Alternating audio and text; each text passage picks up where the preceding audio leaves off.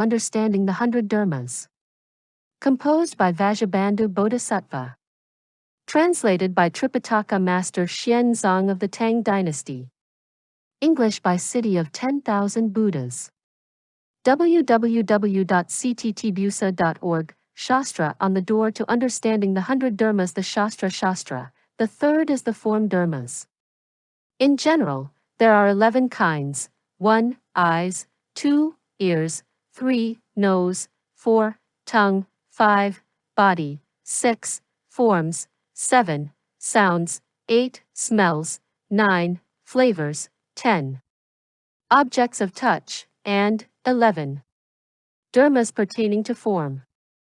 Commentary. To review, so far we have discussed the first overall category of 8 Mind Dharmas, and the second overall category of 51 Dharmas belonging to the mind.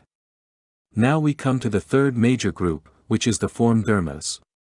Form Dharmas are those which have shape and substantial physical form, a kind of obstructive quality. They have substantial shape that can be seen, and obstructiveness that can be interacted with. They stand in contrast to the mind dharmas and dharmas belonging to the mind. Number 1 is eyes. The eyes are classified as a form dharma, because not only can they see all kinds of forms, they are themselves physical forms.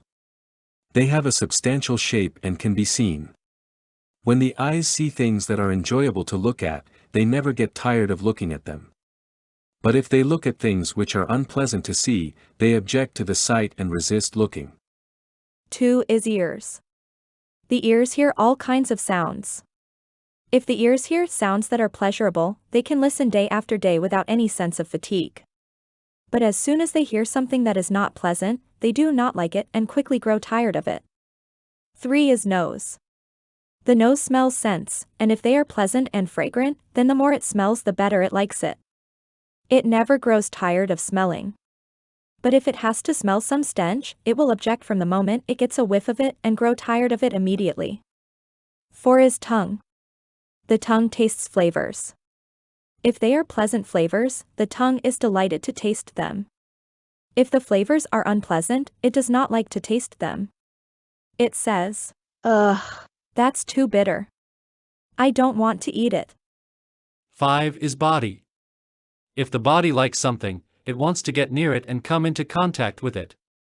If it does not like something, it wants to stay far away from it. Those 5 form dharmas just discussed are the 5 internal sense organs. The 6th in the list, the faculty of the mind, is not a form dharma, because the intellect belongs to the 6th consciousness, making it a mind dharma. 6. Forms, 7. Sounds, 8. Smells, 9. Flavors, and 10. Objects of touch are all included under the category of form dharmas. They are the 5 external sense objects or dusts. Number 11 of the form dharmas is dharmas pertaining to form. This is classed as a type of form dharma, because these dharmas are the shadows cast within the intellect by the 5 external dusts. Thus, even though they happen in the mind, they belong to form. What is the origin of these 11 form dharmas? It is the nature of the treasury of the thus come one. All these dharmas are composed of the 4 elements. The 4 elements: 1. Earth. 2. Water. 3. Fire. 4. Air. Eyes, ears, nose, tongue, body, forms, sounds, smells, flavors, objects of touch, and dharmas pertaining to form are composed of the 4 elements. These sense organs and the sense objects are formed by the coming together of the 4 elements. Besides that, earth, air, fire, and water fill the entire Dharma realm. In the Shurangama Sutra, the principle of the 4 elements is discussed in detail, and it is shown how they are all the nature of the treasury of the thus come one. We people consider fire and water to be incompatible. However, water pervades the entire Dharma realm, as does fire. Air and earth also entirely pervade the Dharma realm. Within the Dharma realm, they assist one another and do not interfere with one another. Water is not incompatible with fire and fire does not hinder water. They all get along just fine. How can this be? It is because in nature they are all the treasury of the thus come one. Our bodies start out as being the 4 elements, and from these arise all the various dharmas.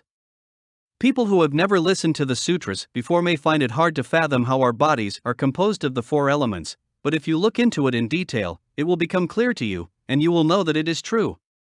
Take for example the moist parts of your body, the perspiration, urine, and all the other liquids. These belong to the element water. Your temperature belongs to the element fire. Your breath belongs to the element air. And your skin, flesh, muscles, and bones belong to the element earth. When the four elements come together in this way, then the 11 Form Dharmas result. This has been just a brief explanation of how these Form Dharmas come about. If you really want to know about them, you will have to become enlightened, and then you will be able to completely fathom them.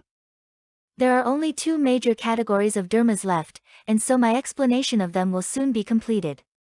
Then, the question of whether or not you enter this door to understanding lies with you. Whether I have explained them clearly is my concern. Whether you have listened to them clearly is your concern. If you are clear, then you will understand these 100 dharmas. If you are not clear, then you will not have understood them. If you understand these 100 dharmas, then you will be able to understand all the essential principles of Buddhism. If you have understood them, then it can be said you have opened an enlightenment. If you have not understood them, you can keep studying them gradually. Shastra, the fourth is activities dharmas non-interactive with the mind. In general, there are 24, attainment, life faculty, generic similarity, dissimilarity, the no-thought samadhi, the samadhi of extinction, the reward of no-thought, bodies of nouns, bodies of sentences, bodies of phonemes, birth, dwelling, aging, impermanence, revolving, distinction, interaction, speed, sequence, time, direction, numeration, combination, and discontinuity.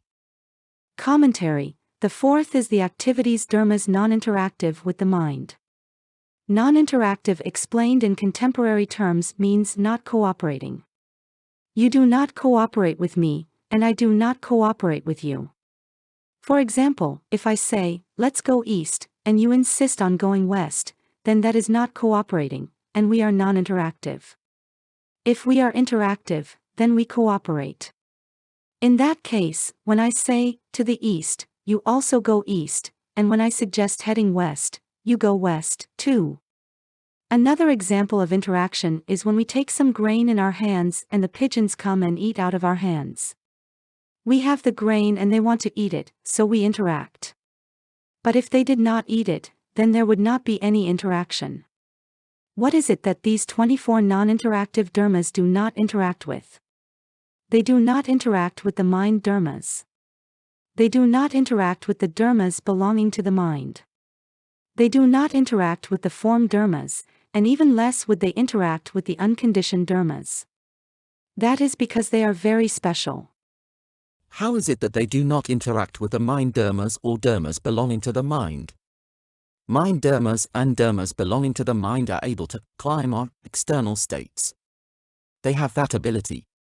But these 24 non-interactive dharmas do not have the same ability as mind dharmas and dharmas belonging to the mind.